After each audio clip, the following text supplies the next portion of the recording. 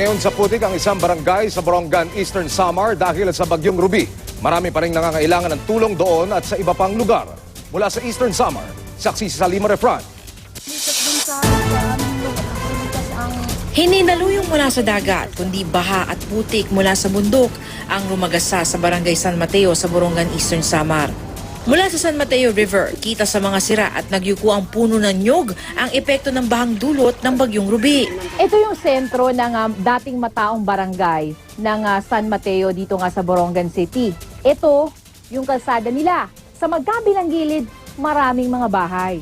Pero ito na ang barangay San Mateo ngayon. Halos lahat ng mga bahay tinangay ng tubig mula sa mga bundok.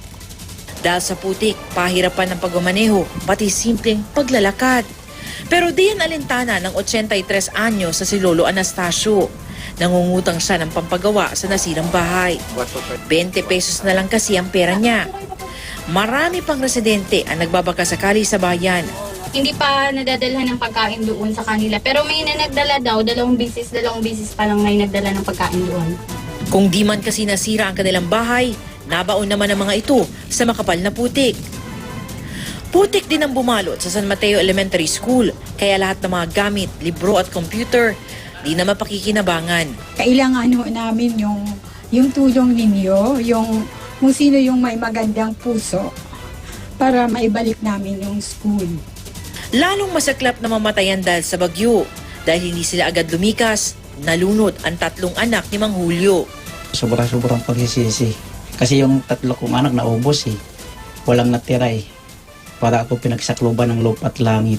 Namatay naman si Epifanio Cardenio kahapon dahil sa pneumonia. Ibababasa na siya sa bayan ng mga rescuer pero di kinaya ng katawan niya ang gutom, pagod at lamig.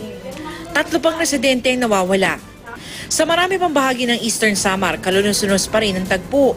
Sa bayan ng Canavid, nagmamakaawa ng tulong ang mga residente.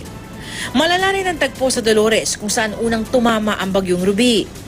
Dobleng kalbaryo ito, lalo na sa 2 island barangay roong hinagupit din ng bagyong Yolanda. Hirap ding mahatira ng tulong ang mga taga San Julian dahil nasirang kanilang tulay. Mga pananim naman ang sinira ng bagyo sa Kalibo, Aklan. Kaya namumblema ang mga magsasaka. Habang sa pilik, natagpo ang lumulutang sa ilog ang bangkay ng isang lalaking linggo pa nawala at posibleng tinangay ng umapaw na ilog. Sa pinakahuling tala ng NDRRMC, 11 ang patay, mahigit 400 ang sugatan at halos 1,000 bahay ang nasira dahil sa bagyo. Mahigit 2 bilyong piso naman ang halaga ng pinsala sa agrikultura at infrastruktura. Mula rito sa Eastern Samar, ako si Salima Refran, ang inyong saksi.